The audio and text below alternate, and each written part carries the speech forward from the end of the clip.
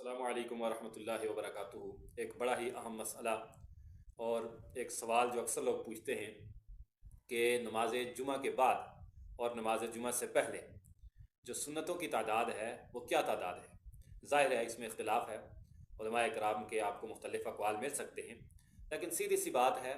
ہمارے لیے اور سب حضرات کے لیے جو بھی مسلمان ہے اس کے لیے حجت اور دلیل یا تو قرآن ہونا چاہیے یا حضور علیہ الصلوۃ والسلام کی صحیح احادیث ہونی چاہیے۔ تو احادیث کی روشنی میں انشاءاللہ العزیز جو صحیح مسئلہ ہے وہ بیان کرنے کی کوشش کروں گا۔ پہلی بات کہ نماز جمعہ سے پہلے کتنی تعداد ہے، تو احادیث کی روشنی میں نماز جمعہ سے پہلے جو نوافل ہیں اس کی کوئی تعداد مختص نہیں ہے، جتنی بھی آپ کے استطاعت ہو، جتنا بھی آپ کو نصیب ہو، جتنی زیادہ آپ تعداد پڑھیں گے، نماز پڑھیں گے، نوافل پڑھیں گے، سنتیں ادا کریں گے، جتنی زیادہ تعداد میں ثواب ہی ثواب ہے۔ آپ علیہ الصلوۃ والسلام کی حدیث ہے صحیح مسلم کے اندر، آپ نے فرمایا کہ جو شخص جمعے والے دن غسل کرے اور جلدی جائے، اور مختلف چیزیں بیان کی، اور ان میں فرمایا کہ فصلى ما قدر له، وہ اتنی نماز پڑھے جو بھی اس کے مقدر میں ہو، جتنی چاہے پڑھے، اور امام کے قریب بیٹھے یہاں تک کہ امام خطبے سے فارغ ہو جائے اور نماز پڑھے صحیح طریقے کے ساتھ۔ فرمایا اس کے لیے اس قدر اجر و ثواب ہے کہ اللہ رب العزت اس جمعے سے لے کر اگلے جمعے تک گناہوں کا وہ کفارہ بھی بنا دیتا ہے اس نماز کو، اور مزید ایک دن کے گناہ بھی اس عمل کی وجہ سے معاف ہو جاتے ہیں۔ تو کیا معلوم ہوا کہ نماز جمعہ سے پہلے، جمعے کی نماز سے پہلے جس قدر بھی نوافل ہوں انسان پڑھ سکتا ہے، اس کی تعداد مختص نہیں ہے۔ اب دوسری بات ہے کہ جب امام خطبہ دے رہا ہو تو خطبے کے دوران آیا کہ کچھ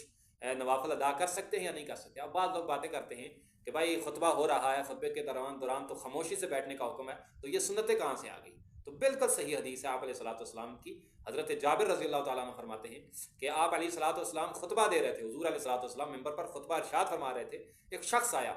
اور وہ بیٹھ گیا، آپ علیہ الصلوۃ والسلام نے اس کو مخاطب ہو کر کہا کہ صلیتا، تو نے نماز پڑھی ہے؟ اس نے کہا نہیں۔ فرمایا قم، کھڑے ہو جاؤ، فصلی رکعتین، دو رکعتیں ادا کرو، دو رکعتیں ادا کرو، یعنی خطبہ کے دوران بھی دو رکعتیں ادا کریں گے۔ مزید آپ علیہ الصلوۃ والسلام نے فرمایا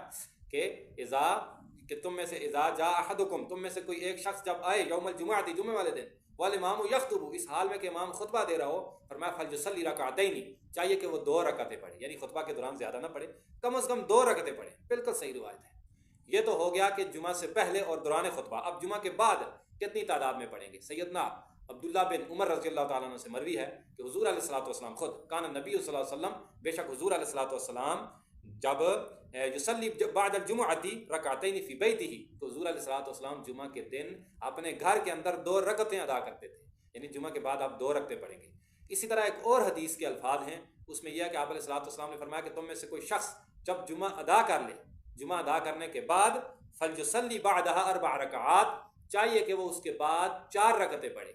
گویا ایک روایت کے اندر دو رکعتیں حضور علیہ الصلوۃ والسلام نے خود پڑھی ہیں، اور دوسری روایت جو ہے وہ قولی روایت ہے، آپ علیہ الصلوۃ والسلام حکم دے رہے ہیں کہ نماز جمعے کے بعد پڑھنی ہے تو چار رکعتیں پڑھنی ہے۔ تو ظاہر سی بات ہے جس قدر زیادہ تعداد ہوگی ثواب ہے، چار زیادہ ثواب ہے، اگر تو دو بھی پڑھتا ہے تو بھی جائز ہے۔ یہ تھا صحیح مسئلہ۔ اب اس سے ہٹ کر اگر ہم کہیں کہ فلاں کا یہ قول ہے، فلاں کا یہ قول ہے، فلاں کا یہ قول ہے، تو یہ